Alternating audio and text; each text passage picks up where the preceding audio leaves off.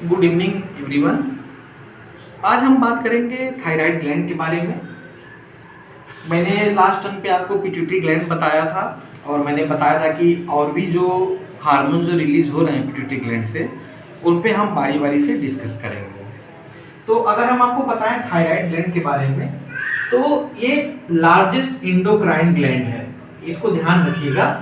Largest endocrine gland की अगर बात आएगी तो वो थायराइड ग्लैंड होता है। पिट्यूटरी ग्लैंड क्या था? पिट्यूटरी ग्लैंड स्मॉलेस्ट ग्लैंड थी, ठीक है, स्मॉलेस्ट ग्लैंड थी। और ये क्या है? ये आपका लार्जेस्ट इंडोक्राइन ग्लैंड है। अगर हम बात करें थायराइड ग्लैंड के स्ट्रक्चर की, तो ये भी जो है ये दो लोब की बनी होती है, दो लोब की बनी होती है। और दो लोब में जो है इसके पास क्या होता है, एक प्रिंसिपल सेल होती है और एक यहाँ पे पैराफोलिकुलर सेल होती है।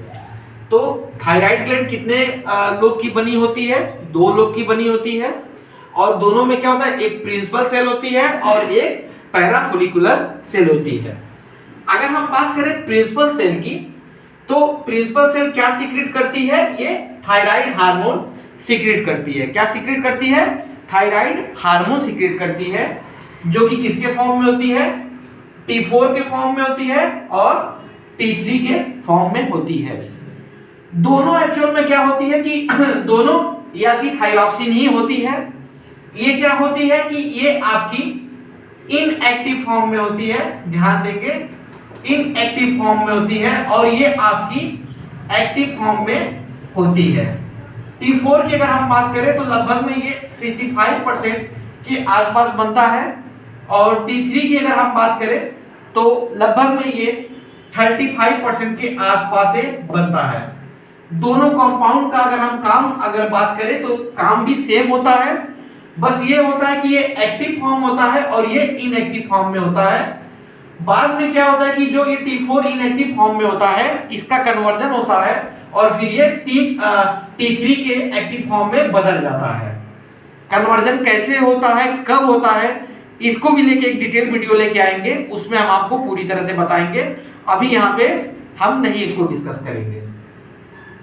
तो बात करें थायरॉक्सिन काम क्या करता है, तो थायरॉक्सिन ये आपका बीएमआर को कंट्रोल करता है। बीएमआर क्या होता है?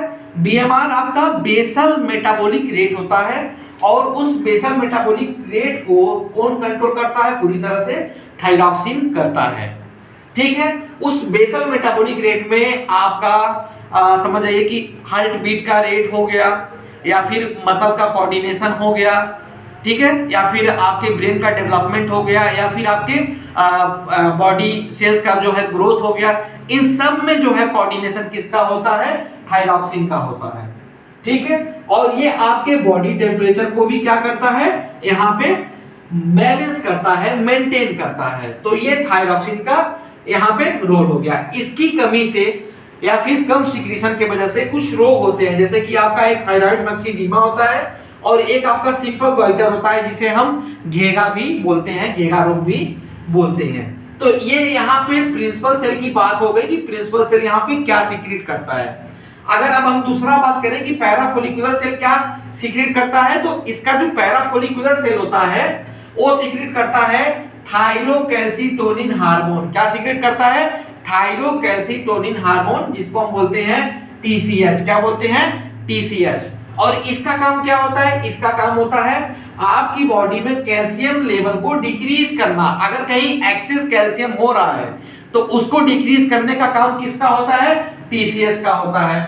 और कहीं अगर कैल्शियम ट्रांसफर होकर ब्लड से बोन में जा रहा है तो उसका भी काम किसका होता है? TCH का होता है। तो ये क्या करता है? ट्रांसफर करता है कैल्शियम को ब्लड से बोन में, और साथ ही साथ क्या करता है? ये आपको मैकेनिकल स्ट्रेंथ प्रोवाइड करता है, किसमें? बोन में। तो ये यहाँ पे बात हो गई थायराइड ग्लैंड की कि थायराइड ग्लैंड से क्या सीक्रेट करता है और थायराइड ग्लैंड में जो प्रिंसिपल सेल है उससे क्या निकलता है और पैराफोलिकुलर सेल से क्या निकलता है। तो इसमें कुछ क्वेश्चन आपके बनते हैं। जैसे एक क्वेश्चन आपका इसमें यही बन जाएगा कि सबसे बड़ा मतलब ग्लैंड कौन सा है, तो ये आपका इंडोक्राइन ग्लैंड कौन सा है सबसे बड़ा, तो ये आपका थायराइड ग्लैंड है।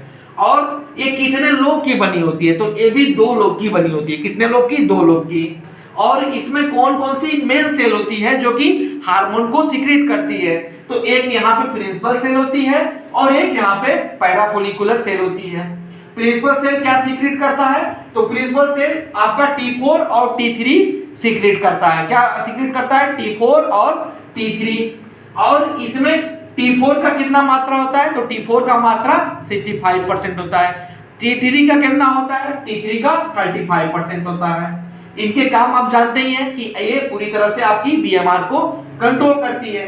उसके बाद पैराफोलिकुलर सेल क्या सीक्रेट करता है? TCS सीक्रेट करता है। और इसका क्या काम होता है? इसका काम कैल्शियम लेवल को डिक्रीज करना होता है और कैल्शियम को ब्लड से बोन में ट्रांसफर करना होता है और मैकेनिकल स्ट्रेंथ देना रहता है।